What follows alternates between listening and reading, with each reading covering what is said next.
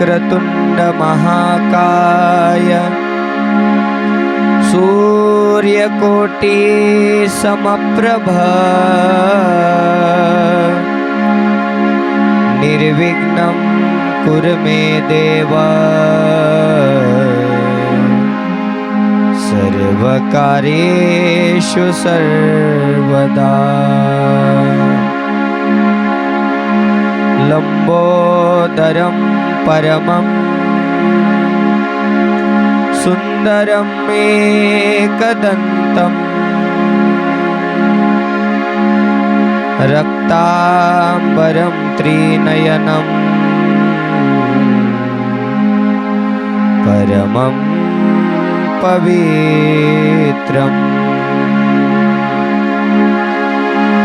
सच्चिदानन्दरूपाय सदसव्यशक्तिहेतवे नमः शिवाय सांबाय स्वयंभुवे नमो नमः। नमस्ते शारदे देवी सरस्वती मतिप्रदे वसत्वं मम जीवाग्रे सर्वविद्याप्रदा भव। श्रीरेणुकगणेशाख्य रेवनसिद्ध देशिकं वीरशैवमताचार्य तं वन्दे जगद्गुरुम्। कर्पूरगौरं करुणावतारं संसारसारं भुजगेन्द्रहारं सदा वसन्तं हृदयारविन्दे भवं भवामि सहितं नमामि। गुणातीतकान्तं परब्रह्म शान्तं सुविद्यादिदेवं भवारण्यदाहम्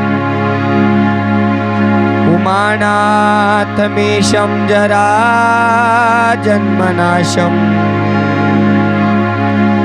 स्वयं ज्योतिर्लिङ्गं नमामीष्टलिङ्गम् महादेवदेवं महापापनाशं चिताभस्मलिङ्गं नमामीष्टलिङ्गम्। कर्पूरगौरं करुणावतारं संसारसारं भुजगेन्द्रहारम्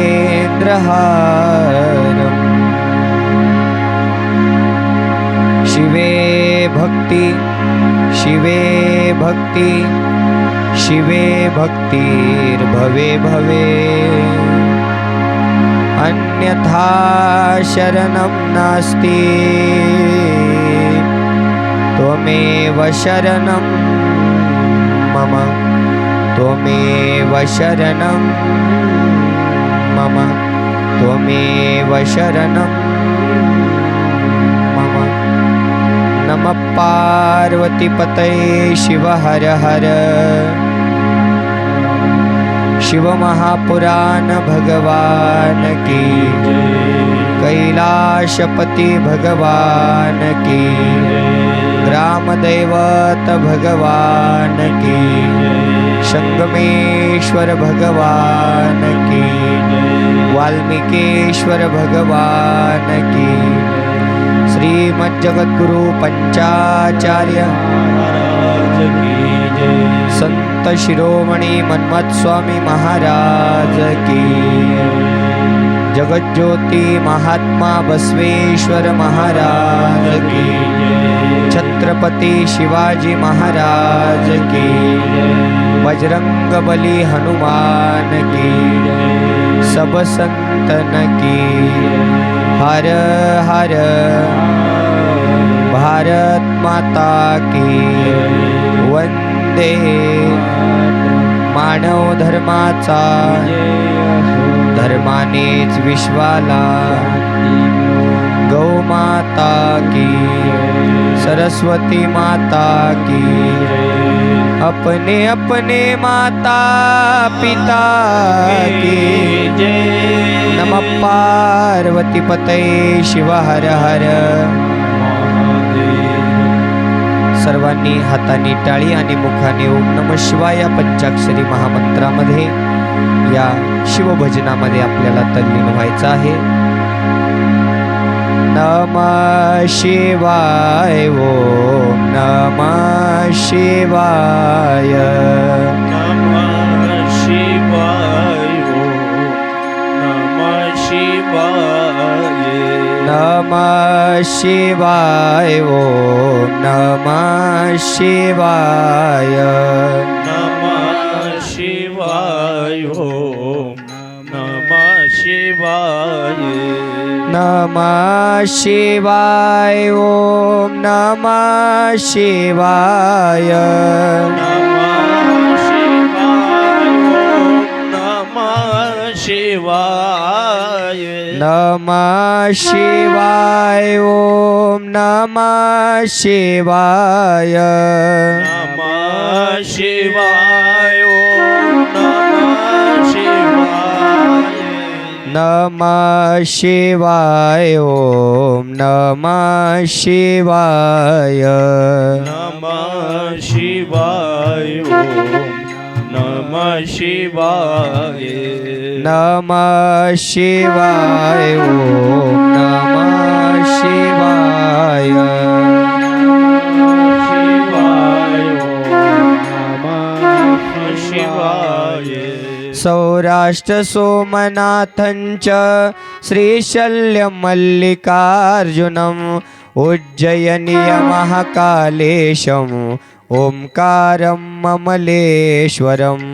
नमः शिवाय ओम नमः शिवाय नमः शिवाय ओम नमः शिवाय परल्यं वैजनाथञ्च डाकिन्यं भीमशङ्करं सेतुबन्धेतु रामेशं नागेशं दारुकावने।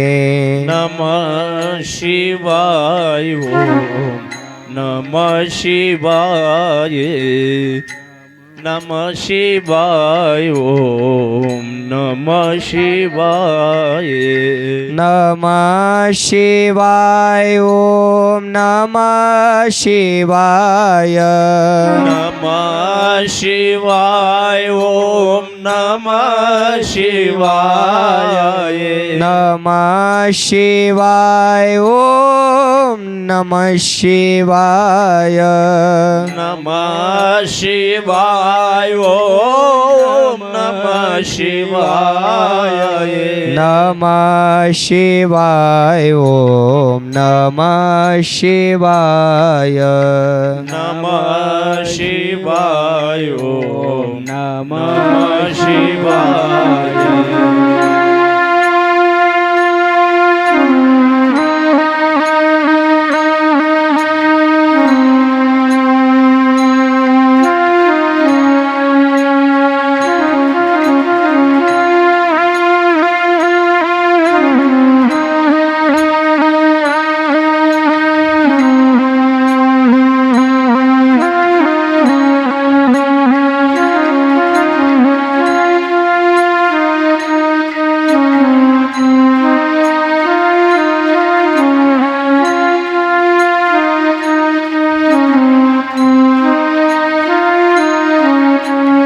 वयो वाराणस्यात् विश्वेशं त्र्यंबकं गौतमी तटे हिमालये तु केदारं कृष्णेशं शिवालये नमः शिवाय ओम नमः शिवाय नमः शिवाय ओम नमः शिवाय एतानि ज्योतिर्लिंगानि सायं प्रात् पठे नर सप्तजन्म कृतं पापं स्मरणेन विनश्यति नमः शिवाय ओम नमः शिवाय नमः शिवाय ओम नमः शिवाय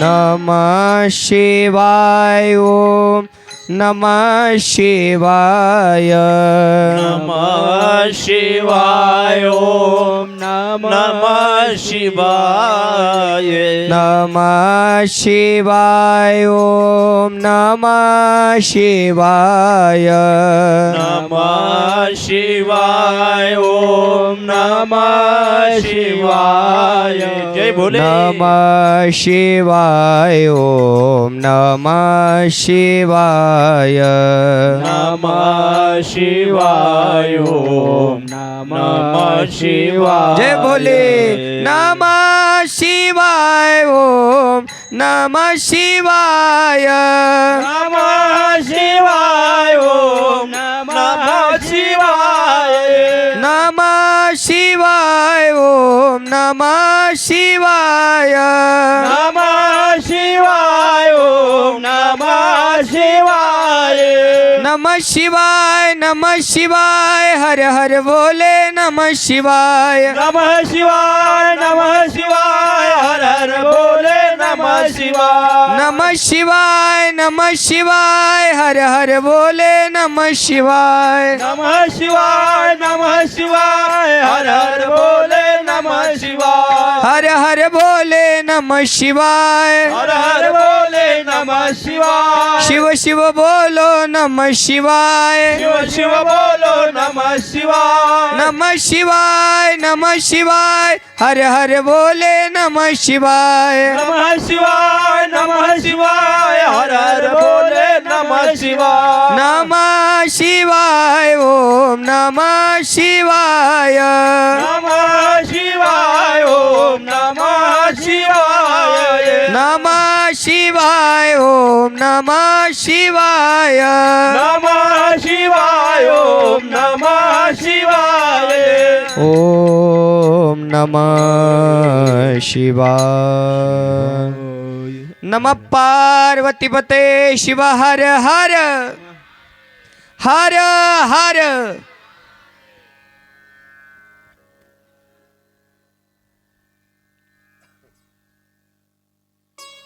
अनंत कोटी ब्रह्मांड नायक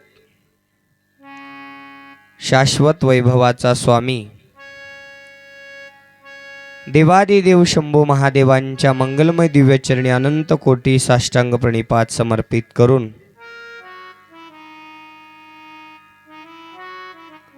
वालवड नगरीचे ग्रामदैवत भगवान शंभू महादेव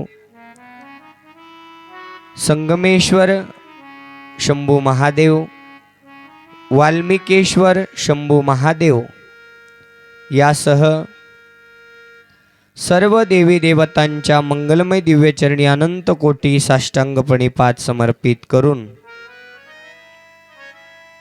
कुलगुरु शटस्थल ब्रह्मे 108 सद्गुरु शांतवीरलिंग शिवाचार्य गुरु महाराज हिरेमठ संस्थान औसा, जन्मदाते आई वडील या दोन्हीही गुरुवर्यांच्या मंगलमय दिव्य चरणी अनंत कोटी साष्टांग प्रणिपात समर्पित करून राष्ट्रसंत सद्गुरु शिवलिंग शिवाचार्य गुरु महाराज यासह सर्व शिवाचार्य गुरु महाराजांच्या मंगलमय दिव्य चरणी अनंत कोटी साष्टांग प्रणिपात समर्पित करून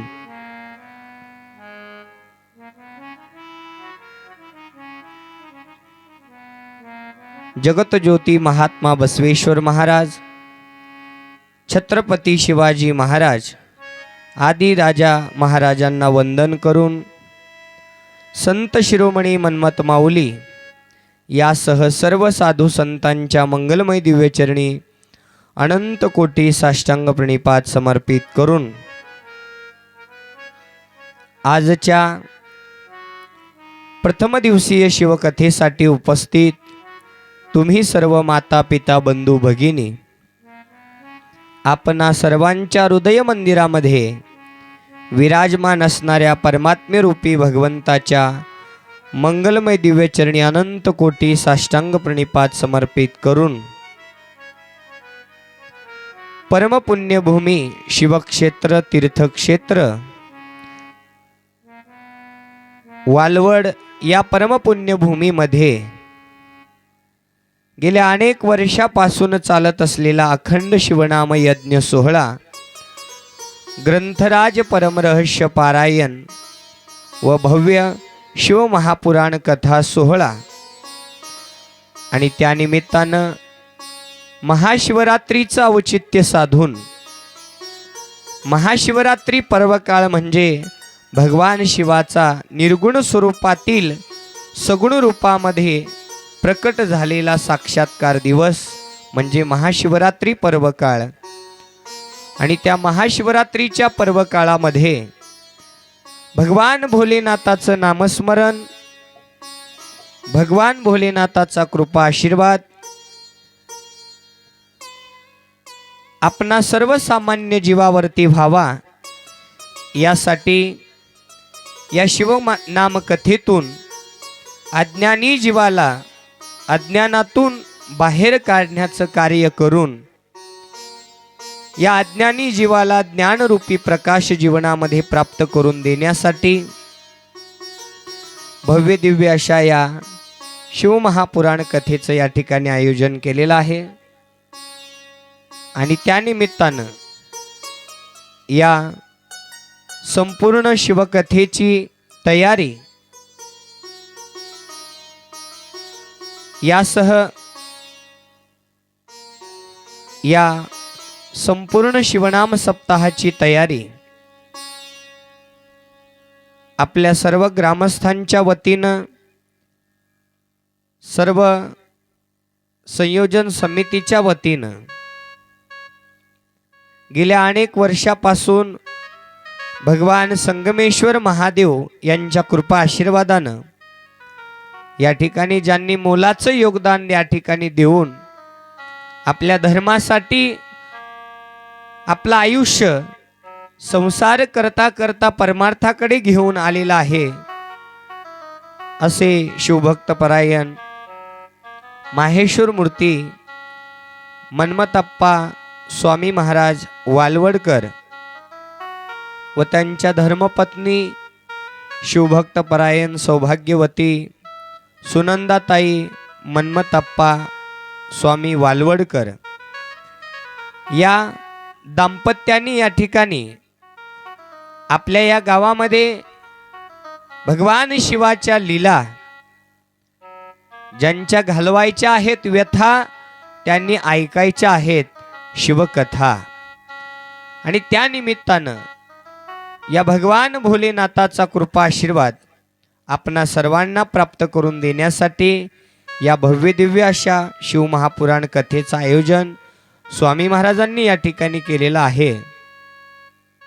आणि ज्या मंदिराकडे गेल्या अनेक वर्षापासून अनेक युगापासून कोणाचं लक्ष नव्हतं, जे दुर्लक्षित असं, ज्या महादेवाची कोणाला प्रचिती नव्हती, त्या शंभू महादेवांनी भक्ताचा भाव पाहून, कसा आहे भक्त जिथं आहे, भक्ताचा भाव जिथं शुद्ध आहे, तिथं दगडातला देव सुद्धा चालतो, हालतो, बोलतो, डुलतो आणि कृपा आशीर्वाद सुद्धा प्राप्त करून देतो.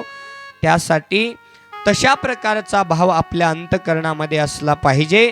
तो भाव अनेकशा पापी दुराचारी भक्तांनी सुद्धा या भक्तीच्या बळावर भगवान शिव परमात्म्याला आपलंसं करून घेतलेलं आहे. त्या कथा आपण उद्यापासून श्रवण करणार आहोत. आज अल्पसहा परिहार घेऊन आपण या शिव महापुराण कथेची मंगल आरती संपन्न करणार आहोत.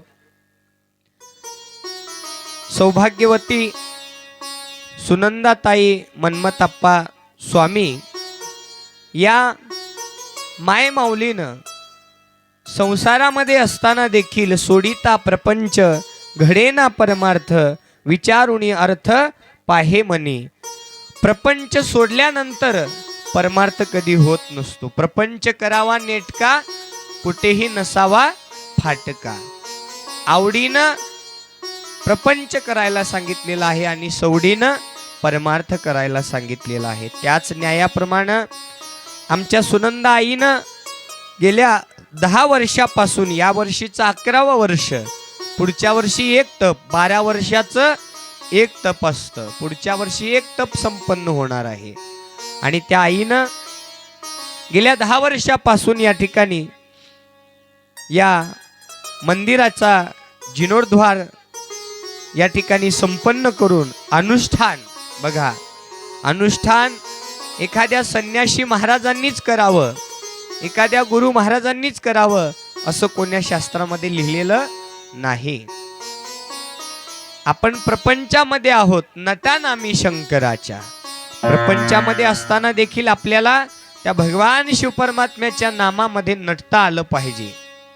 आणि तेच कार्य आमच्या स्वामी परिवारांना या ठिकाणी करून गेल्या 10 वर्षापासून या ठिकाणी अनुष्ठान, मौन धारणा, फळ आहार ग्रहण करून, अगदी दूध प्राशन करून हे अनुष्ठान आज तागायत 11 वर्षापर्यंत संपन्न करून या ठिकाणी आणलेलं आहे. आणि या स्वामी परिवारांना अगदी मोलाचं योगदान करून त्यांना या सप्ताहामध्ये या मंदिराच्या जीर्णोद्धारासाठी अगदी मोलाचं योगदान करून हे भव्य दिव्य असं मंदिर उभा केलेलं आहे. असे सर्व वालवड नगरीतील भाविक सद्भक्त, यामध्ये पाटील असतील, यादव असतील, लेंडाळ परिवार असतील, माळी परिवार असतील, वीरशैव लिंगायत समाज असेल, यासह शिवभक्त परायण सिद्धेश्वर विभूती आप्पा असतील, यासह परिचित अपरिचित ज्यांनी सरळ हाताने तन मन धनाने या ठिकाणी सेवा दिलेली आहे, ते सर्वच भाविक सद्भक्तगण. आणि विशेषतः दानाचे अनेक प्रकार आहेत. ज्ञानदान आहे, अन्नदान आहे, वस्त्रदान आहे, दक्षिणादान आहे, ज्ञानदान आहे, धान्यदान आहे, भूमिदान आहे, त्यात दीपदान आहे.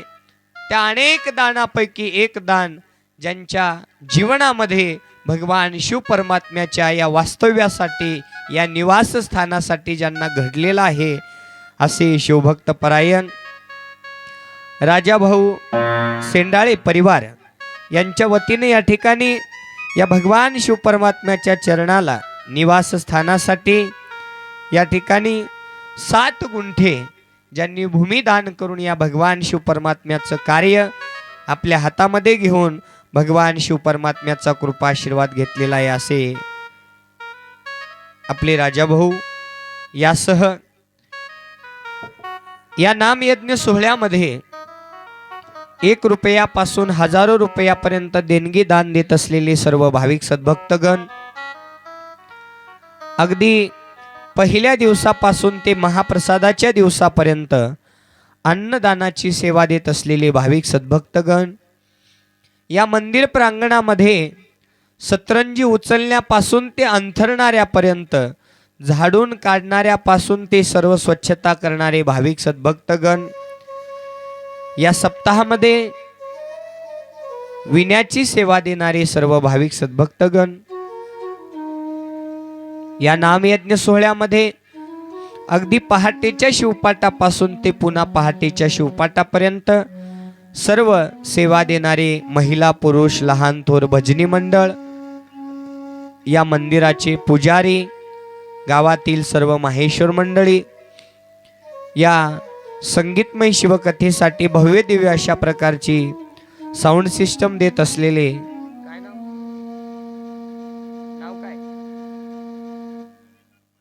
रमेश अप्पा अनपट, गणेश अप्पा वालवड ना वालवडकर यासह परिचित अपरिचितरित्या या भव्य दिव्य नामयज्ञ सोहळ्यामध्ये तन मन धनाने काया वाचा मनाने सेवा देत असलेले सर्व भाविक सद्भक्तगण या संगीतमय शिवकथेसाठी या संगीतमय शिवकथेला संगीत साथ करत असलेले स्वरशिवाणी संगीत संच लोहाराचे गायनाचार्य सिंथ वादक सूरमणी संगीत विशारद मार्गदर्शक संगीत विशारद स्वरसम्राट शिवभक्त परायण अनिलजी भालेराव गुरुजी लातूरकर यासह कोरस गायनाचार्य शिवभक्त परायण 12 ज्योतिर्लिंग अवतार आश्रमाचे महाराज गायनाचार्य शिवकीर्तनकार परममित्र सुदामा भागवतेश्वर महाराज किलजकर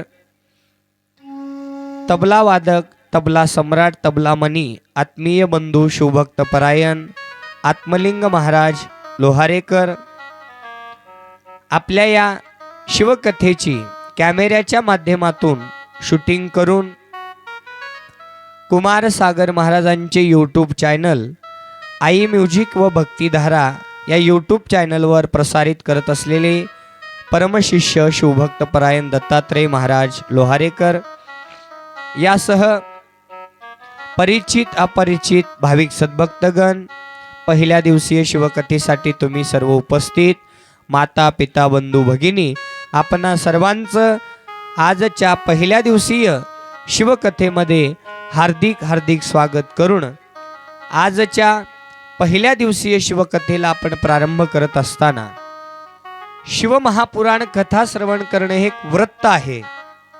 जसं तुम्ही एकादशीचं व्रत करता, जसं शिवरात्रीचं व्रत करता, 16 सोमवारचं व्रत करता, त्याच पद्धतीनं हे शिवमहापुराण कथा श्रवण करणं हे सुद्धा एक व्रत आहे। आणि ते व्रत म्हणजे कशा प्रकारचं आहे, हा शिवमहापुराण कथा श्रवण करण्याचा विधी काय आहे, कशा प्रकारे ती शिवमहापुराण कथा आपण श्रवण केली पाहिजे, या श्रवण विधीचा जो काही वृत्तांत या शिवमहापुराण कथेच्या माध्यमातून भगवान शिव परमात्म्यांनी वर्णन केलेला आहे, तो आपण आज प्रथम दिवसीय शिवकथेमध्ये श्रवण करणार आहोत। आपल्या समोर जे शिवमहापुराण ग्रंथ ठेवलेला आहे ते सामान्य पुस्तक नाही। बघा, पुस्तकाचे लेखक अनेक असतात। सामान्य जीव हा अनेक पुस्तक त्या ठिकाणी निर्माण करून आपापली कला त्या ठिकाणी वर्णन करत असतो, पण शिवमहापुराण कथा लिहिणारा सांगणारा हा एक सामान्य माणूस नसून तर तो देवांचा देव शंभू महादेव आहे।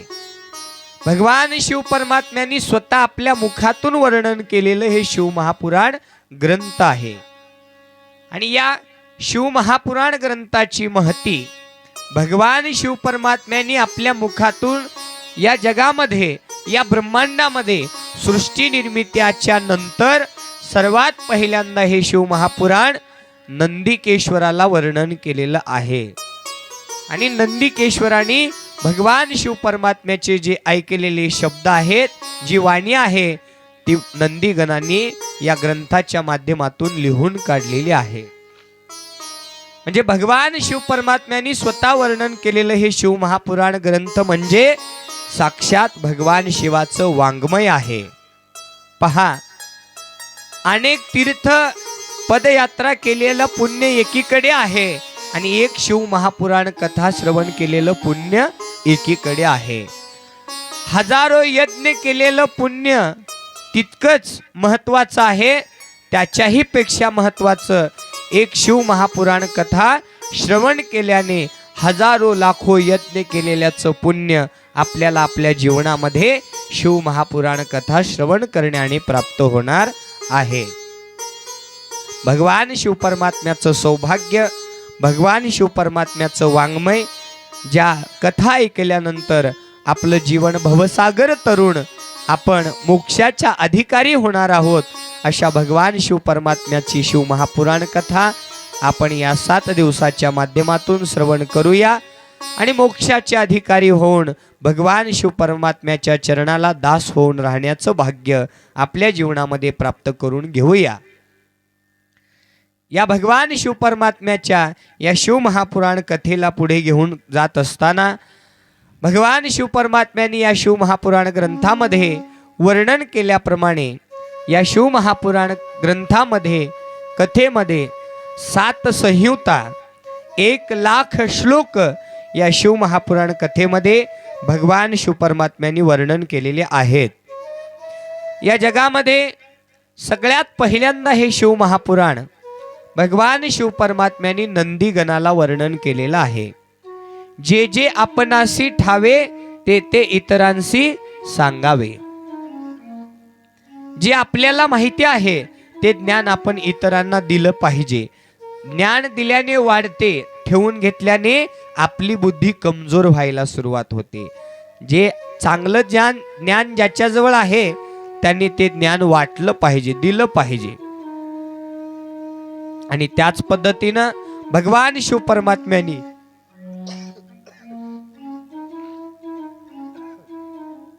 हे गुह्य ज्ञान प्रथमतः या ब्रह्मांडामध्ये नंदिकेश्वरांना वर्णन केलेलं आहे.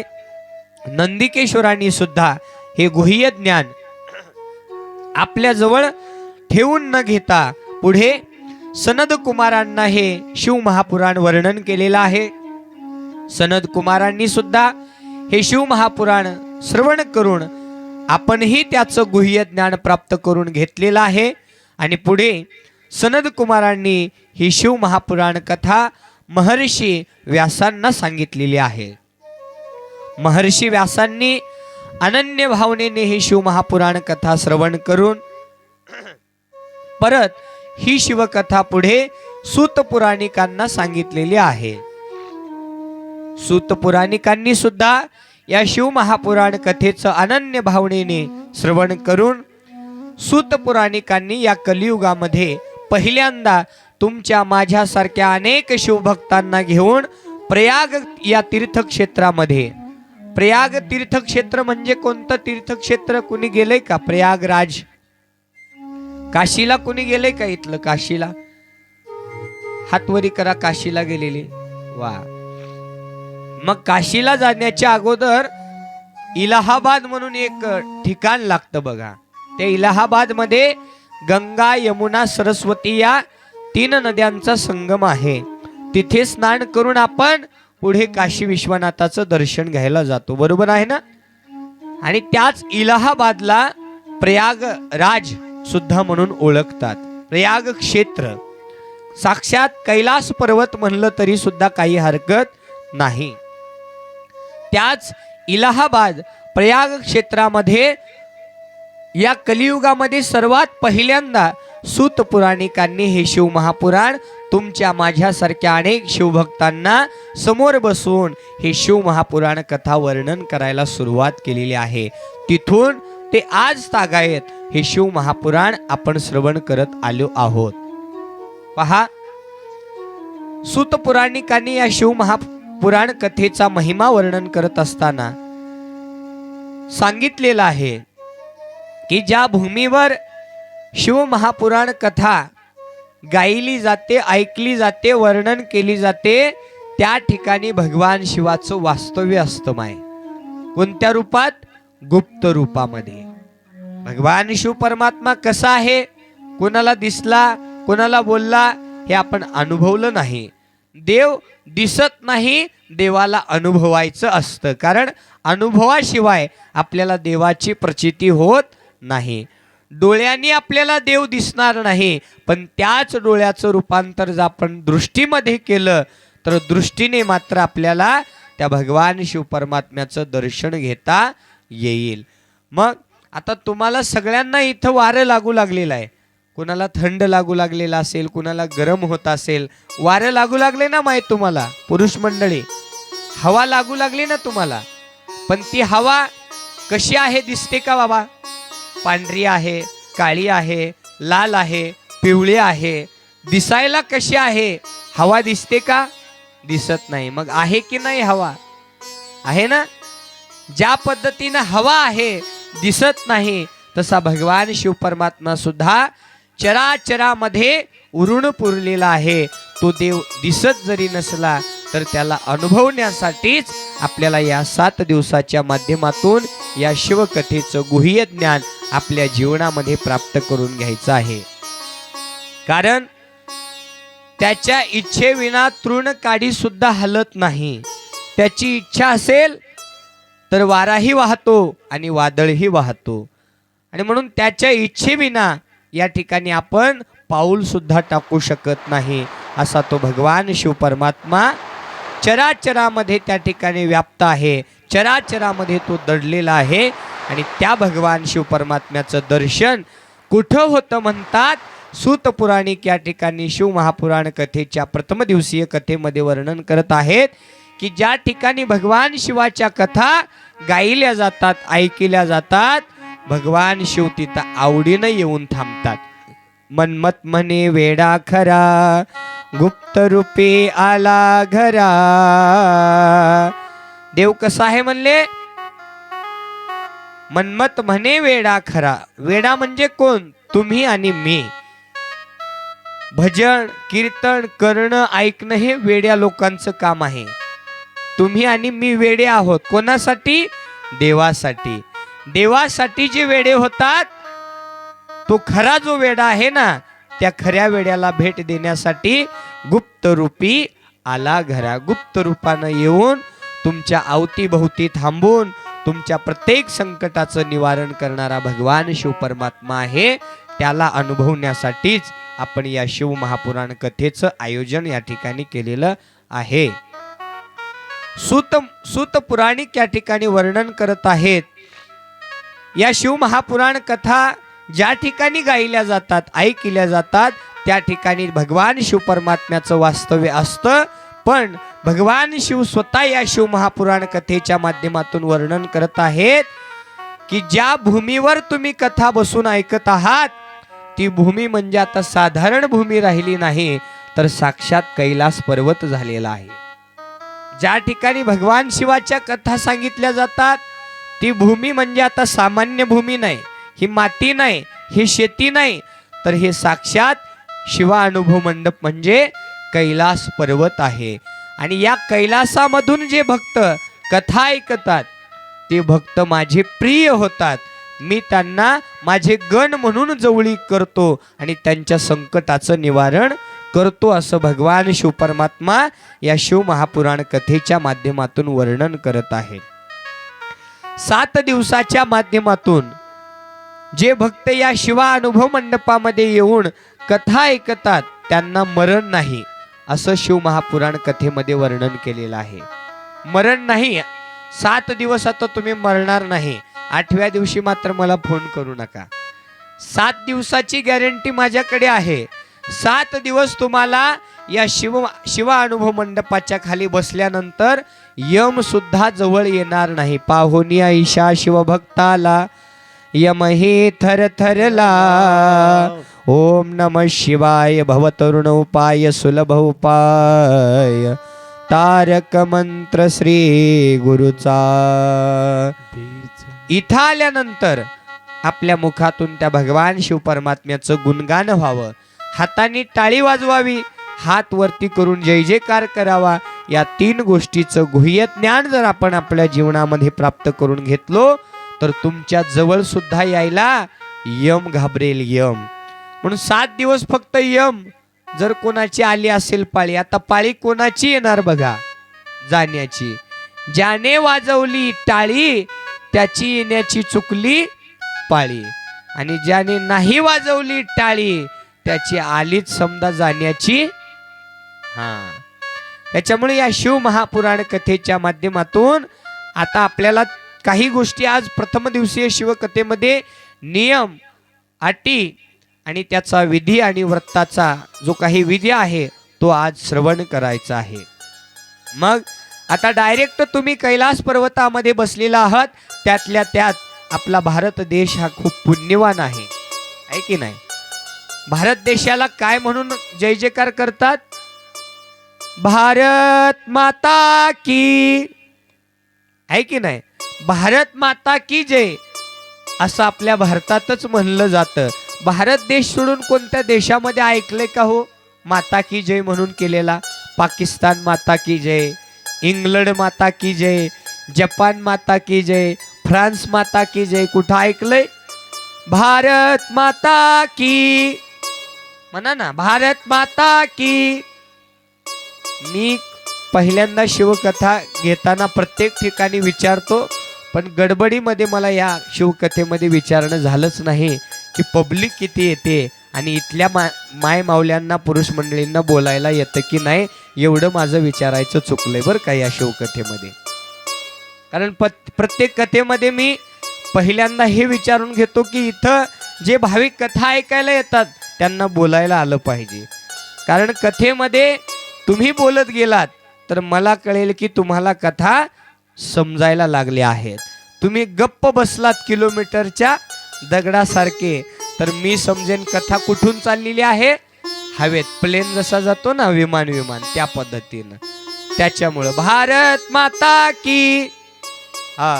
फक्त आपल्या भारत देशालाच माता म्हणून संबोधलेलं आहे. त्याचं एकमेव कारण या भारत देशामध्ये अनेक संतांनी जन्म घेतलेला आहे. भारत देश म्हणजे संतांची भूमी आहे. पुण्यवंत तोची देश केला वास. पुण्यवंत आहे ज्या भारत देशामध्ये छत्रपती शिवाजी महाराजांसारखे राजे महाराजे जन्माला आले. जगतज्योती महात्मा बसवांनांसारखे राजे महाराजे जन्माला आले. संत ज्ञानेश्वर माऊली, संत मन्मथ माऊली सारखे संत जन्माला येऊन या मानव जातीच्या उद्धारासाठी अनेक ग्रंथाची निर्मिती केली, अनेक पुराणांची निर्मिती करून आचार विधी धर्म हे आपल्याला शिकवलेलं आहे. आणि अशा पवित्र भारत देशामध्ये आपण जन्माला आलो आणि ही भूमी म्हणजे माता आहे. ही माता आहे आणि या मातेचे उपकार म्हणून शेतकरी दादा याच भूमीमध्ये ओटी भरतो, बी पेरतो. त्याच्यातून ती माता आपल्याला आपलं पोट भरण्यासाठी धान्य देऊन जाते. या भूमीचे आपल्यावरती खूप उपकार आहेत. म्हणून सकाळी उठल्यानंतर एक वेळा या भूमीच्या पाया पडत जा, आहे की नाही? ही भूमी म्हणजे एक माता आहे आणि त्या मातेवरती आपण रोज पायाने चालतो. सकाळी एक वेळा तरी आपण त्या भूमी मातेची क्षमा मागून नाविलाजानं, हे माते मी तुमच्या या डोक्यावरती पाय ठेवत आहे, कारण पाय ठेवण्यासाठी दुसरी जागा नाही. म्हणून त्या भूमी मातेची क्षमा मागा, कारण ही भूमी माती साक्षात कैलास पर्वत आहे असं भगवान शिव परमात्म्यांनी या शिवकथेच्या माध्यमातून वर्णन केलेलं आहे. मग या भूमीवरती आल्यानंतर आपणाला या ठिकाणी एकाग्र मनाने या भगवान शिव परमात्म्याच्या कथा ऐकायच्या आहेत. आणि या कथा ऐकून तुमच्याजवळ ठेवून घ्यायच्या नाहीत, तर जे इथं आले नाहीत त्यांना आज शिवकथेमध्ये काय विषय झाला, महाराजांनी कोणता उपाय कशा प्रकारे करायला सांगितलेला आहे, या गोष्टीचं गुह्य ज्ञान जे इथं आले नाहीत, ज्यांना भरपूर काम आहे, वेळ असून देखील त्यांना इथं येता आलं नाही, त्यांना आपण घरी गेल्यानंतर सांगा. त्यांना सांगितलेलं सुद्धा पुण्य तुमच्या पदरामध्ये प्राप्त होणार आहे. कारण महाराज आता वालवडमध्ये समाज किती आहे, घर किती आहेत, घर किती आहेत, घर अंदाजे 500 400 300 किती आहे? 100 1000. वा बाबा, 1000 घरामधून एक एक व्यक्ती पकडला तर किती झाले हो? 1000 व्यक्ती, आता इथं 100 तरी आहेत का? का हो? आपल्या गावामध्ये एवढा अट्टहास करून स्वामी महाराजांनी, ग्रामस्थांनी, संयोजन समितीने आपल्या उद्धारासाठी शिवकथा लावलेल्या आहेत. मला वाटतं आहे, मला खंत वाटते आहे की मी इथं येऊन या ठिकाणी भगवान शिवपरमात्म्याचा हा वृत्तांत, या भगवान शिवपरमात्म्याच्या लीला तुम्हाला त्या ठिकाणी ज्ञान अमृत पाजवण्यासाठी इथं आलेलो आहे. पण मला इथं येऊन थोडीशी नाराजगी व्यक्त झाली. इथं येऊन मला थोडंसं दुःख झालं. कारण वालवड म्हणल्यानंतर मी ऐकलं, गेल्या 10 वर्षापासून सप्ताह आहे म्हणल्यानंतर मला वाटलं इथं मंडप पुरणार नाही बसायला, जागा पुरणार नाही बसायला. पण भक्तीची आवड कमी दिसू लागलेली आहे की नाही? पण एक लक्षात ठेवा बाबांनो, काही कीर्तनकार, कथाकारांनी वर्णन केलं शिवकथेच्या माध्यमातून की जोपर्यंत सूर्य, चंद्र, आप, तेज, वायू आहेत, पंचमहाभूत आहेत, तोपर्यंत भजन, कीर्तन, कथा परंपरा सुरू राहील. काही कथाकारांनी सांगितलं, पण मी त्यांच्या उलट सांगतो. जोपर्यंत सूर्य, चंद्र, आप, तेज, वायू, पंचमहाभूत आहेत, तोपर्यंत भजन, कीर्तन, कथा राहणार नाही. तर जोपर्यंत भजन, कीर्तन, कथा, मंदिर, मठ परंपरा राहील, तोपर्यंत हे पंचमहाभूत स्थिर राहतील. ज्या दिवशी भक्ती संपली, त्या दिवशी या सृष्टीचा विनाश निश्चित आहे. हे प्रत्येक माणसाने लक्षात ठेवा. आणि ही कलियुग आता विनाशाकडे चाललेलं आहे. 4,32,000 वर्षाचं कलियुग, त्यामध्ये 5200 वर्ष आता संपन्न झालेली आहेत. 5200 वर्ष. कोरोना आला, 1993चा भूकंप आला. का? त्याचं कारण एकमेव भक्ती कमी होऊ लागली. माणसाला वेळच नाही आहे. आपला धर्म काय, आपला आचार काय, आपला कुळ काय, आपलं गोत्र काय, आपला दैवत काय, आपले गुरु काय, याच्याकडे आपलं लक्ष दुर्लक्षित होत चाललेलं आहे. सारखा प्रपंच, सारखा पैसा, धन दौलत, गाडी बंगला, याच्यामध्ये आपण आपल्या भक्तीला विसरत चाललेलो आहोत. आणि समजा भक्ती ज्या दिवशी संपली, त्या दिवशी या सृष्टीचा विनाश आहे. म्हणून अजून वेळ गेलेली नाही. संतांनी प्रमाणाच्या माध्यमातून वर्णन करून सांगितलं, या लागी तुम्हा सांगतो ही सोय, गेली घडी नये परतोनी.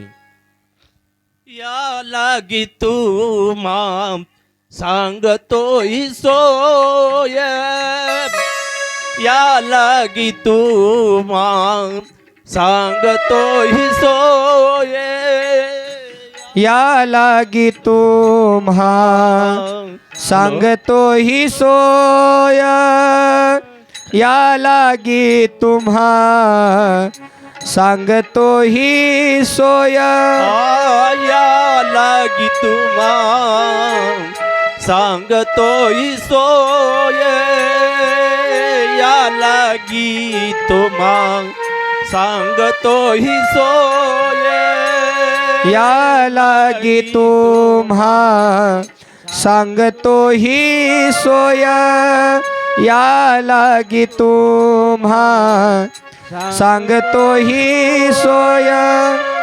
गेली घडी नये परतोनी, गेली घडी नये परतोनी. निसानी धरी धपा धपा गम गरे गरे गरे सांग. गेली घडी नये परतोनी, गेली घडी नये परतोनी, या लागी तुम्हा सांगतो ही सोय, या लागी तुम्हा सांगतो ही सोय, या लागी तुम्हा सांगतो ही सोय. नमः पार्वती पते शिव हर हर. या लागी तुम्हा सांगतो ही सोय, गेली घडी नये परतोनी. आणि म्हणून या 5200 वर्षाच्या काळामध्ये परिस्थिती अगदी बिघडून गेलेली आहे. परमार्थ आपण विसरत चाललेलो आहोत. आणि म्हणून विनंती आहे, परमार्थाकडे आपण लक्ष द्या. आपल्या तरुण मुलामुलींना या परमार्थाचं ज्ञान, परमरहस्याचं गुह्य ज्ञान, शिवकथेचं गुह्य ज्ञान त्यांना द्या. आणि कसं आहे, संतती हीच खरी संपत्ती आहे. पण कोणती संतती? जी संस्काराच्या बळावर वाटचाल करते ती. आपली संतती रस्त्याने चालताना लोकांनी म्हणलं नाही पाहिजे की हा त्याचाच मुलगा आहे वाईट वागणारा. आणि म्हणून संतती घडवण्याचा एकमेव मार्ग जर कोणता असेल तर हे शिवनाम यज्ञ सोहळा. याशिवाय अनुभव मंडपामध्ये आल्यानंतर संस्कार आपल्या मुलामुलींना प्राप्त होतात. म्हणून आपल्या आई वडिलांनी या ठिकाणी शिवकथेला येताना आपल्या नवतरुण मुलामुलींना या ठिकाणी आणलं पाहिजे. पण पहिल्यांदा आई वडीलच यायला तयार नाहीत, त्याच्यामुळं मुलं बाळ तर मग दूरचा विषय राहिला. 1000 घरांची संख्या असताना देखील 1000 या ठिकाणी भाविक कथेला नाहीत. थोडंसं दुर्दैव आणि दुःख वाटलेलं आहे. आणि हे दुःख व्यक्त करून पुढे आपण शिवकथेला घेऊन जात असताना भगवान शिव परमात्मा म्हणता आहेत की ही भूमी कैलास पर्वत आहे आणि या भूमीवरती जे भक्त कथा ऐकतात ते शिवाचे गण होऊन साक्षात मोक्षाचे अधिकारी होऊन कैलासाला शेवटी कैलासाची प्राप्ती त्यांना होते, असं भगवान शिव परमात्म्याने या शिव महापुराण कथेच्या माध्यमातून वर्णन केलेलं आहे. 24,000 श्लोकातून भगवान शिव परमात्म्याने अनेकशा पापी आणि दुराचार्यांनी तपाच्या बळावर भक्तीच्या बळावर भगवान शिव परमात्म्यांनी भक्ताचा उद्धार कशा प्रकारे केलेला आहे या शिव महापुराण कथेमध्ये कथा वर्णन केलेले आहे. मग ज्यांना कळालं की या कथा आपल्या हिताच्या आहेत त्यांनी इथं आलं पाहिजे. मग इथं येण्याचे आणि या शिव महापुराण कथा श्रवणाचे काही नियम सांगत असताना ही शिवकथा कशी ऐकावी, हे व्रत कशा प्रकारे संपन्न करावं, या गोष्टीचं गुह्य ज्ञान भगवान शिव परमात्म्याने आपल्या समोर वर्णन केलेलं आहे. आणि त्यामध्ये पहिला नियम या शिव महापुराण कथा श्रवण करण्याचा सांगितलेला आहे. कथा श्रवण करण्यासाठी येताना पहिला नियम, जमलंच तर स्नान करून स्वच्छ धुतलेले वस्त्र धारण करून कथा श्रवण करायला आलं पाहिजे. कितवा नियम? पहिला नियम बरं का. शुचिर्भूत होऊन स्वच्छ स्नान करून स्वच्छ वस्त्र धारण करून कथा श्रवण करायला आलं पाहिजे, पहिला नियम.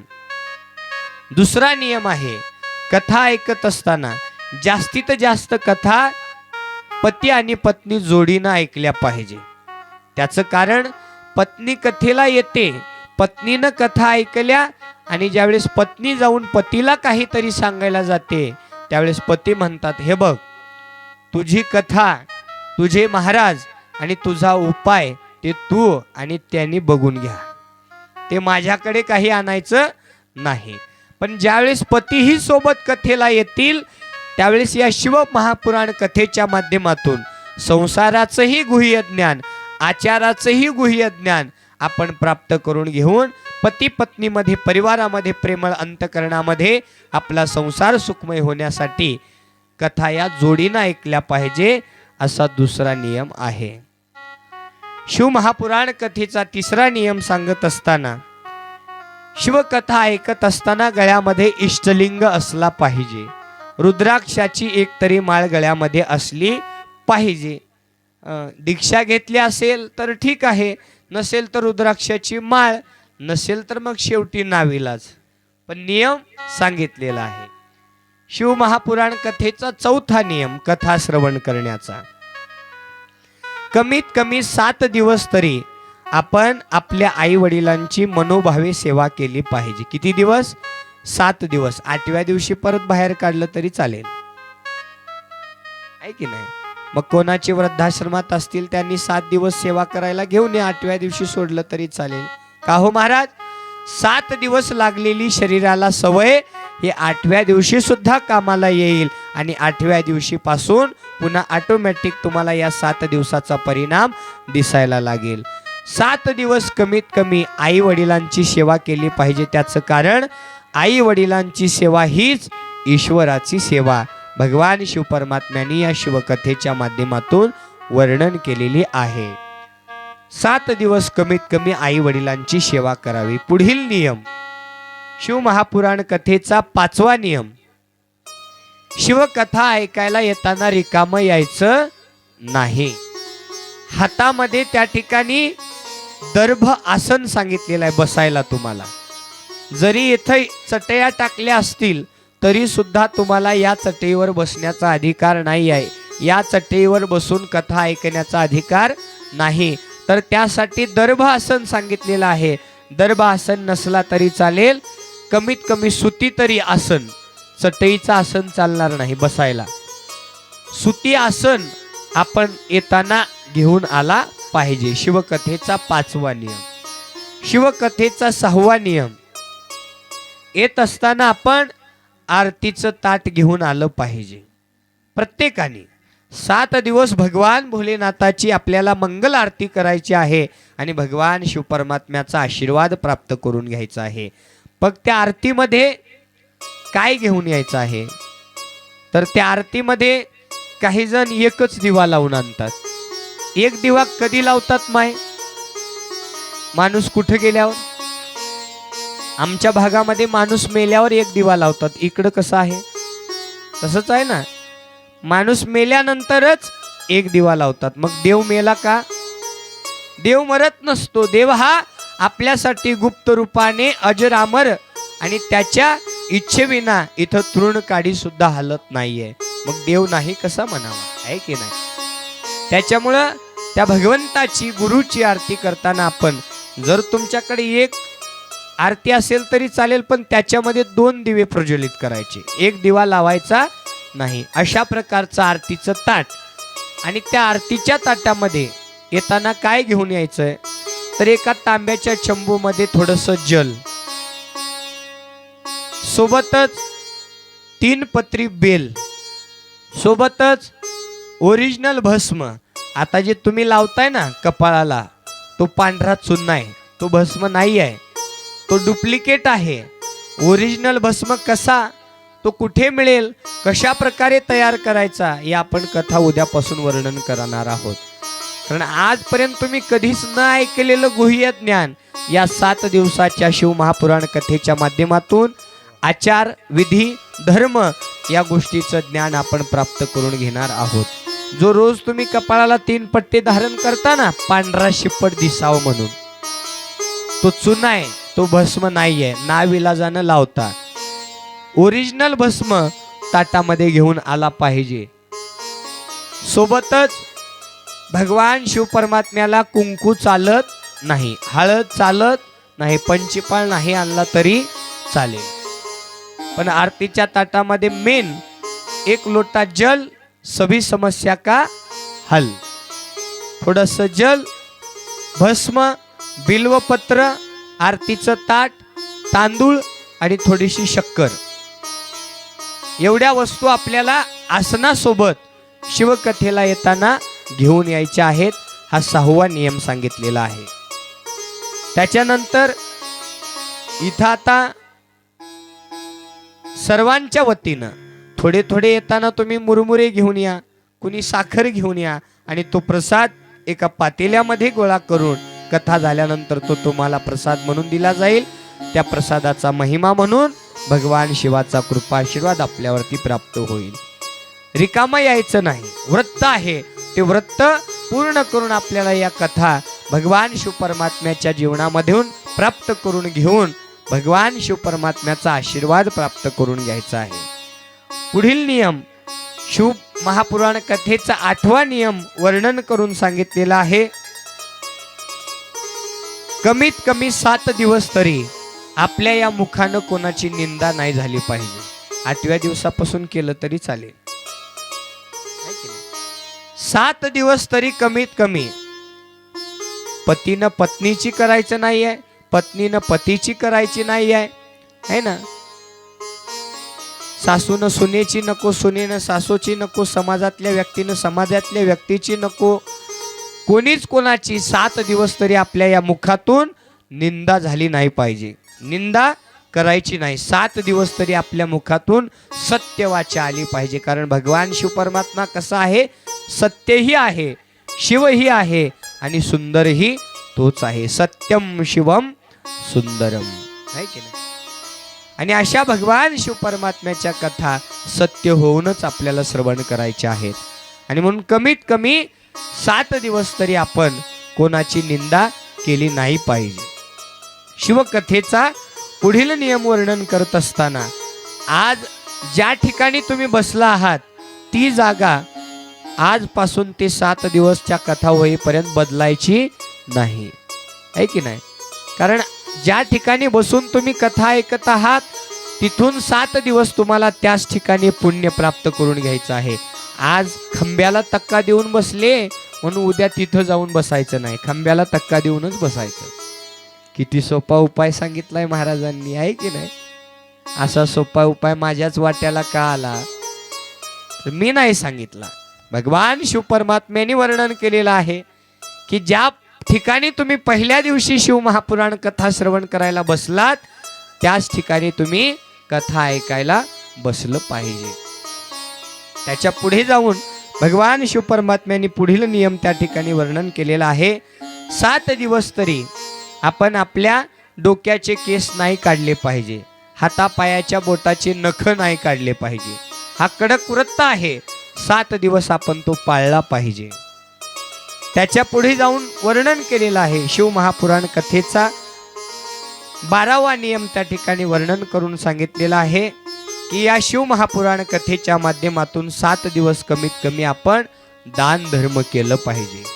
कुणी अन्नदान करा, कुणी वस्त्रदान करा, कुणी देणगी दान करा, ज्याला जे दान करता येईल तेवढं दान आपण या 7 दिवसाच्या माध्यमातून सुपात्र ठिकाणी आपण दान करून त्या भगवान शिव परमात्म्याचा कृपा आशीर्वाद आपण प्राप्त करून घेतला पाहिजे. त्याच्या पुढे भगवान शिव परमात्म्याचे वर्णन केल्याप्रमाणे पुढील नियम सांगितल्याप्रमाणे कमीत कमी 7 दिवस तरी आपण ब्रह्मचर्याचं पालन केलं पाहिजे. 7 दिवस कमीत कमी आपण त्या ठिकाणी ब्रह्मचर्याचं पालन करून या शिव महापुराण कथा श्रवण केल्या पाहिजे. शिव महापुराण कथा श्रवण करण्याचा पुढील नियम वर्णन करून सांगितलेला आहे. या शिवकथा श्रवण करत असताना 7 दिवस तरी आपल्या धर्माचं पालन केलं पाहिजे. कारण धर्मो रक्षती रक्षताः. जो व्यक्ती आपल्या धर्माचं पालन करतो, जो व्यक्ती आपल्या धर्माचं रक्षण करतो त्या व्यक्तीचं धर्मरक्षण करतो. आणि म्हणून 7 दिवस कमीत कमी आपण मार्गाने आपल्या धर्माच्या हितासाठी आपल्या धर्माचं पालन करून या ठिकाणी कथा श्रवण केली पाहिजे. पुढील नियम या ठिकाणी वर्णन करत असताना 7 दिवसाची शिवकथा सुरू असताना या शिवकथेला पाठ देऊन कुणाच लेकी बाळीनं माय माऊलीनं पुरुषांनी बाहेर गावी जायचं नाही. पाठ देऊन कधीच आपलं हे 7 दिवस कथा होईपर्यंत बाहेर गावी जायचं नाही. हा शिव महापुराण कथा श्रवण करण्याचा पुढील नियम आहे. पुढे त्या ठिकाणी वर्णन केलेलं आहे या शिव महापुराण कथा श्रवण करत असताना तन मन धनाने मिळेल ती सेवा आपल्या हातामधून न सांगता या ठिकाणी केली पाहिजे. शिव महापुराण कथा श्रवण करण्याचा पुढील नियम या ठिकाणी वर्णन केलेला आहे. भक्त अगोदर का देव अगोदर हो? बोला माय, भक्त अगोदर का देव अगोदर? देव अगोदर. देव अगोदर असता तर माझा संगमेश्वर महादेव युगानुयुगी पिढ्यानपिढ्या या भूमीत दडून बसला नसता. काय म्हणणं आहे तुमचं? देव अगोदर असता तर पिढ्यानपिढ्या युगानुयुग माझा हा संगमेश्वर भगवान या भूमीमध्ये गाडून बसला नसता, ऑटोमॅटिक वरती येऊन थांबला असता. भक्ताचा भाव, भक्त आहे म्हणून माझा संगमेश्वर भगवान या भूमीतून बाहेर निघून आज या मंदिरामध्ये प्राण प्रतिष्ठापना होऊन त्या ठिकाणी सुशोभून दिसत आहे. भक्त होता म्हणून देव बाहेर आला. म्हणून देव अगोदर की भक्त अगोदर हे म्हणताना भक्त अगोदर. तुम्ही मंदिरातच नाही गेलात, देवाची पूजाच नाही केलात, त्याला जल नाही वाहिलं, त्याची पूजा नाही केली, त्याला बिल्वपत्र नाही वाहिलं तर तो शोभून दिसेल का? नाही. आणि म्हणून तुम्ही आलेल्या भक्तामुळे देवाला शोभा आहे. म्हणून देव सुद्धा स्वतः म्हणत आहेत अगोदर भक्त. भक्ताचा भाव असल्यानंतर देव भक्ताच्या घरी काम करतो, राबतो, संकटाचं निवारण करतो. आणि त्याच भक्तामुळेच हा संगमेश्वर आपल्याला या भूमीतून बाहेर निघून आज साक्षात जागृत देवस्थान प्रचिती स्वरूपात प्राप्त झालेला आहे. आणि इथं बोललेला शब्द हा भगवान शिव परमात्मा अनन्य भावनेने पूर्ण करतात. पुढील नियम या ठिकाणी वर्णन करत असताना भक्त अगोदर की देवा अगोदर, तर भक्त अगोदर. त्याच पद्धतीनं महाराज अगोदर की तुम्ही अगोदर, कोण अगोदर? आता भक्त अगोदर की देवा अगोदर, याच्या अगोदर कोणाचा नंबर आहे? भक्ताचा. तर महाराज अगोदर का तुम्ही अगोदर? तुम्ही अगोदर. मग महाराज आल्यावर तुम्ही आलं पाहिजे का तुम्ही आल्यावर महाराज आले पाहिजे? कसं आहे नियम? शिवमहापुराण कथेचा नियम कसा आहे? तुम्ही आलो, बागेमध्ये फुलं दिसले की बागेला शोभा आहे, तसं ही शिवनामाची ही बाग आहे. या बागेमध्ये भगवान शिव त्या ठिकाणी वृक्ष स्वरूपात त्या ठिकाणी स्थिर झालेले आहेत. आणि त्या वृक्षाला तुम्ही फुलं बहरल्यासारखे नाही बहरले तर त्या वृक्षाला काही किंमत नाही. म्हणून तुम्ही भक्तांनी उद्यापासून बरोबर 8:30 वाजता या ठिकाणी आमची गायक मंडळी गायन सुरू करतील. तर या गायकांचं गायन ऐकायला तुम्ही या ठिकाणी उपस्थित झालं पाहिजे. आणि या गायकांच्या गायनामध्ये तल्लीन होऊन महाराजांचं स्वागत करून पुढील शिवकथेला आपण श्रवण करायचं आहे उद्यापासून बरोबर 8:30ला. हा नियम आहे की महाराज येण्या अगोदर आपण इथं आलं पाहिजे. पुढील नियम या ठिकाणी वर्णन करत असताना आपण इथं आल्यानंतर 3 गोष्टी अनन्य भावनेने या ठिकाणी करायच्या आहेत. हातानं टाळी, मुखानं भगवंताचं नाम आणि भजन संपल्यानंतर हात वरती करून जय जयकार. या 3 गोष्टी आपण अनन्य भावनेने या ठिकाणी श्रवण करून नामस्मरण रूपात आपण त्या गोष्टीचं पालन त्या ठिकाणी केलं पाहिजे. पहा, 7 दिवस या ठिकाणी शिव महापुराण कथा श्रवण करत असताना प्रसन्न मनाने श्रवण करायला सांगितलेले आहे. कारण भगवान शिव परमात्मा हा प्रेमाचा भुकेला आहे, प्रसन्न मनाचा भुकेला आहे. प्रेमळ अंतकरणाची भक्ती भगवान शिव परमात्म्याला प्रिय होते.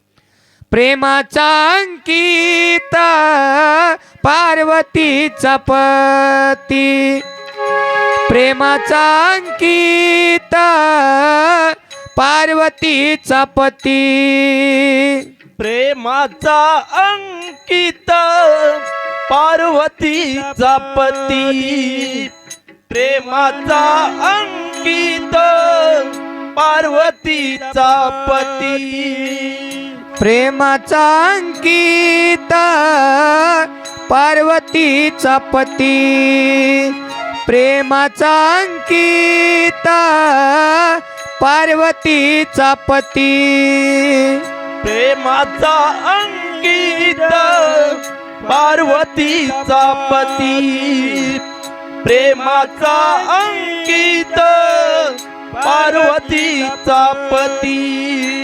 न सोडी संगती प्रेमाळाची, न सोडी संगती प्रेमाळाची, प्रेमाचा अंकित पार्वतीचा पती, प्रेमाचा अंकित पार्वतीचा पती, प्रेमाचा अंकित पार्वतीचा पती.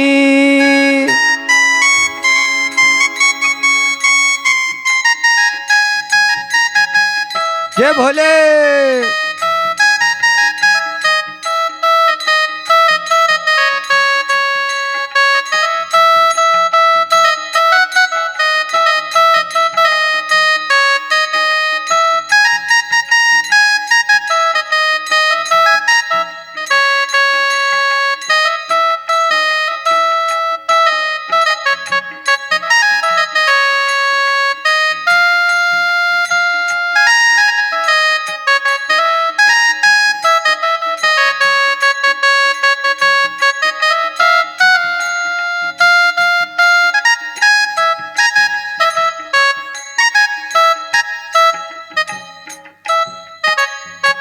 नमः पार्वती पते शिव हर हर. प्रेमाचा अंकित पार्वतीचा पती न सोडी संगती प्रेमळाची. ज्या पद्धतीनं झाडावरती गुलाबाचं फूल असताना किती शोभून दिसतं हो, आणि गुलाबाचं फूल तोडून एखादा दिवस ठेवलं तर सुकून जातं की नाही. सुकल्यानंतर जेवढा भाव आपला झाडावर फूल असताना होता त्याच्यावर तेवढा भाव आपला पुन्हा राहील का महाराज? सुकलेल्या फुलावर राहणार नाही. त्याच पद्धतीनं भगवान शिव परमात्मा म्हणताहेत, ही कथा ऐकत असताना सुद्धा नियम आहे, प्रसन्न चित्ताने प्रफुल्लित गुलाबाच्या फुलासारखं असं प्रफुल्लित होऊन जर आपण या भगवान शिव परमात्म्याची कथा ऐकली तर भगवान शिव परमात्मा प्रसन्न अंतकरणाने प्रेमळ अंतकरणाने भक्ती करणाऱ्याला इच्छित वरदान आणि कृपा आशीर्वाद प्राप्त करून देतो. 7 दिवस मी तुम्हाला शब्दरूपी पुष्प तुमच्या कानामध्ये भरवण्यासाठी या ठिकाणी आलेलो आहोत. शिवनामाचे शब्दरूपी पुष्प ते तुम्ही गोड अंतकरणाने श्रवण करून त्याचा जीवनामध्ये काहीतरी उपयोग करून आपल्या जीवनाचा उद्धार करून घेतला पाहिजे. शिव महापुराण कथेचा पुढील नियम या ठिकाणी वर्णन करत असताना कमीत कमी 7 दिवस तरी या शिव महापुराण कथा श्रवण करत असताना जर आपल्या परिसरामध्ये पांढरी फुलं भगवान शिव परमात्म्याला आवडतात, लाल फुलं 11 स्वरूपात या ठिकाणी वर्णन केलेलं आहे. 11 फुलं 11 बिल्वपत्र आपण भगवान शिव परमात्म्याला वाहण्यासाठी येताना घेऊन यायचं आहे. आणि कथेला बसताना चटकन ग्रंथावर ते फूल बिल वाहून आपण कथेला बसून आरती झाल्यानंतर गुरु महाराजांच्या हातानं आपल्या पदरामध्ये तो बिल्वपत्र घ्यावा आणि तो बिल्वपत्र आपल्याला ग्रहण करायचं आहे म्हणजे खायचं आहे. तर त्या बिल्वपत्राचा महिमा असा आहे, ज्यांना अनेक वर्ष संतती नाही त्यांना संतती प्राप्त होते. ज्यांचा विवाह जुळत नाही आहे त्या विवाहासाठी मार्ग मोकळे होतात. अनेक संकटांमध्ये हा मनुष्य गुरफटून गेलेला आहे, त्या प्रत्येक संकटामधून मुक्त होण्यासाठी हा बिल्वपत्र त्रिदलम त्रिगुणाकारम त्रिनेत्रंच त्रियायुधम त्रिजन्म पाप संहारम एक बिल्वम शिवार्पणम. एक 3 पत्री बिल्व अनेक पाप त्या ठिकाणी नष्ट करून अनेक अमार्गामध्ये त्या ठिकाणी अमार्गाला दूर करून आपल्याला मार्गावरती आणून आपल्या प्रत्येक संकटाचं निवारण करणारं हे 3 पत्री बेल आपण त्या ठिकाणी घेऊन आलं पाहिजे. या शिव महापुराण कथेचा महिमा नियम पुढे सांगत असताना आपण कमीत कमी एकाच कथाकार महाराजांची 3 वर्ष कथा ऐकली पाहिजे बरं का महाराज. त्याचं कारण काय आहे? पहिला वर्ष तो आहे तो परिहार, सृष्टीखंड आणि सतीखंड एका महाराजांनी वर्णन केला. पुढच्या वर्षी दुसरे महाराज येणार, त्यांनी पुन्हा पहिल्यापासून सुरू करणार. त्यामुळे पहिल्या वर्षी ज्या महाराजांनी कथा वर्णन केलेली आहे सतीखंड, दुसऱ्या वर्षी पार्वतीखंड. पार्वतीखंड म्हणजे शिव पार्वती विवाह, या वर्षी शिव सती विवाह. आणि तिसरा वर्ष तो म्हणजे गणेश खंड, श्री गणेश आणि रिद्धी सिद्धी यांचा विवाह सोहळा.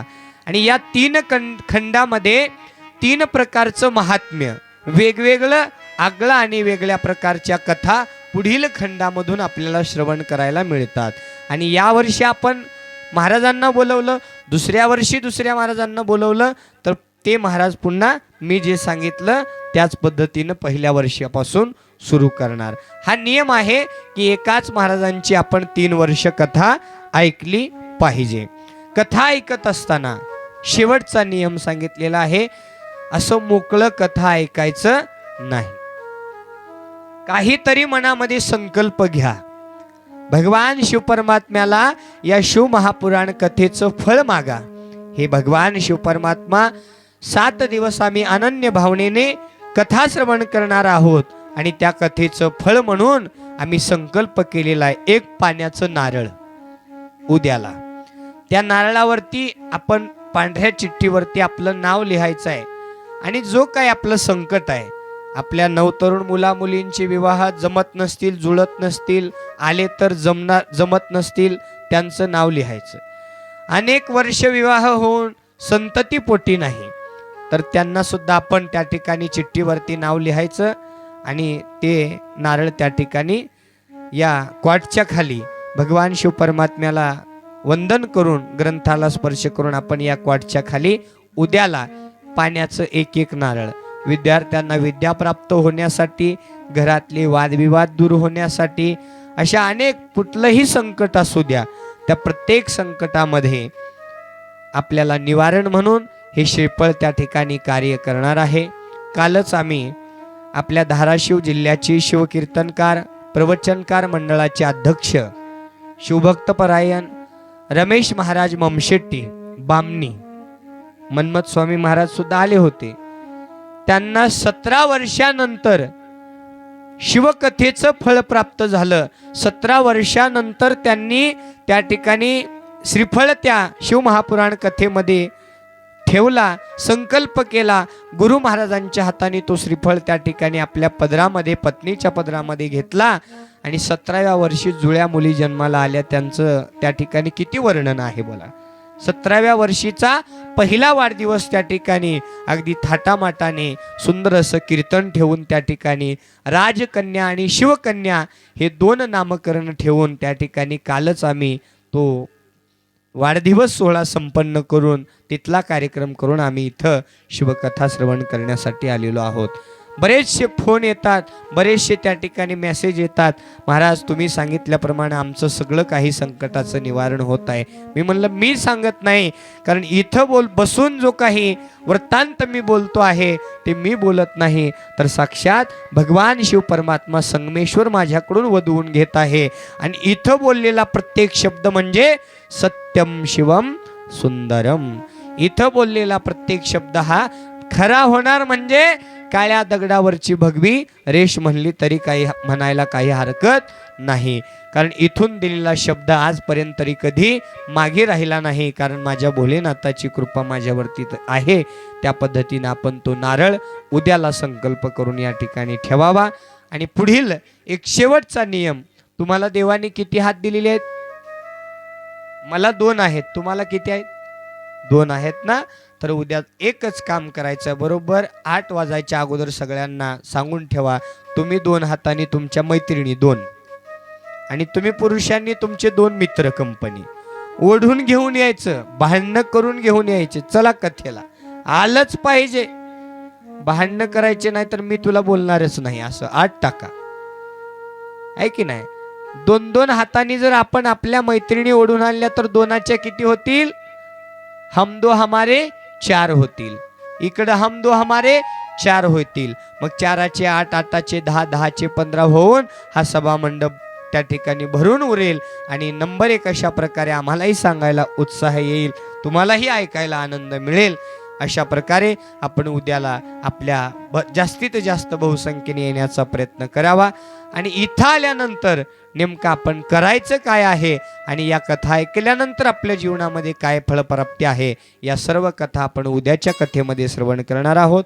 आजच्या शिवकथेला, या नियमावलीला आपण आपल्या जीवनामध्ये अवलोकन करून हे व्रत आपण आपल्या जीवनामध्ये प्राप्त करून घ्यावं. सांगितलेले नियम आपण 7 दिवस कमीत कमी पाळावे, पाळाल अशी अपेक्षा व्यक्त करून या ठिकाणी आजच्या पहिल्या दिवसाची कथा वेळेअभावी या ठिकाणी विराम करत असताना झालेली वाङ्मयीन शिवकथा ब्रह्मांड नायक भगवान शिवपरमात्मा, गुरुमाऊली व भगवान संगमेश्वर महादेव, वाल्मिकीश्वर भगवान यांच्या दिव्यचरणी समर्पित करून आजच्या प्रथम दिवसीय शिवकथेला या ठिकाणी विराम करीत आहोत.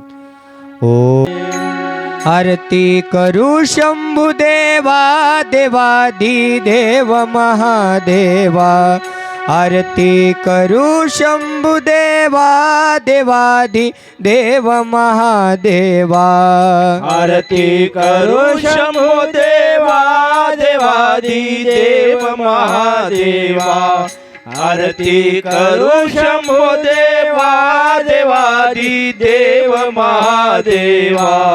हो जल भस्माने पूजा करूनी बेलवाहू चरणाला पाहुणी आईसी भोळी भक्ती मनी शंभुदेव हसला भक्ता तारणारा देव हा भोळा त्याच्या सेवेत जन्म जावा आरती करू शंभो देवा देवादी देव जय भोले. महादेवा. आरती करू शंभो देवा देवादी देव महादेवा. हो धूप दीप लावून नैवेद्य दाखवू मुखाला पाहुणी आईसी गोड भक्ती मनी शंभू संतोषला दान देणारा सुखाचा झरा त्याच्या सेवेत जन्म जावा आरती करू शंभो देवा देवादी देव महादेवा. जय भोले. आरती करू शंभो देवा देवादी देव महादेवा. शंख डमरू टाळ मृदंग वाजवू आरतीला भोळ्या भक्तीने भोळ्या मनाने जाऊ शरणाला हो शंख डमरू टाळ मृदंग वाजवू आरतीला भोळ्या भक्तीने भोळ्या मनाने जाऊ शरणाला कुमार गाई हाक देवा मारी कुमार गाई हाक देवा मारी त्याच्या सेवेत जन्म जावा